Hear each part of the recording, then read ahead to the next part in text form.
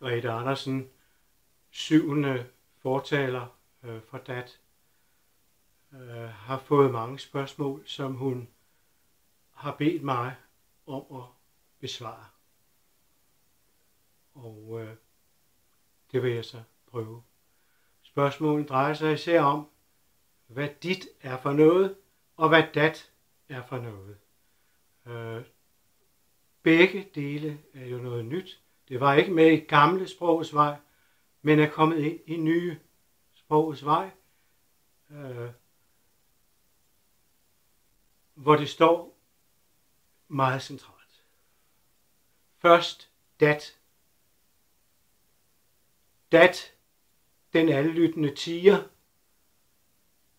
er hverken han eller hun, eller det eller den, eller dem eller disse, eller nogen, eller enhver, eller alle.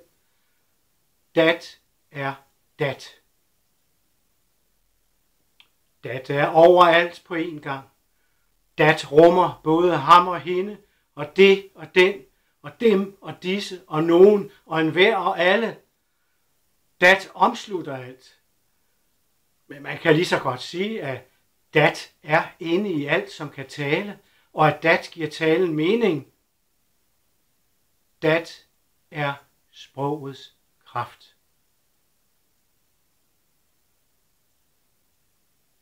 Og så til dit.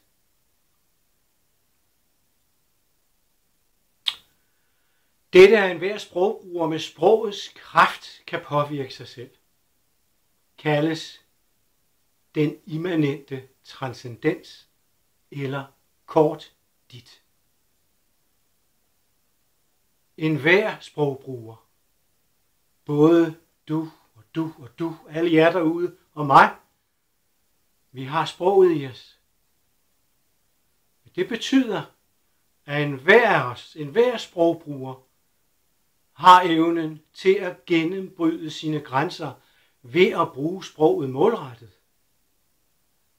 Og det vil sige, at enhver sprogbruger er bærer af den immanente transcendens, dit. God vandring. Må sprogets kraft være med jer.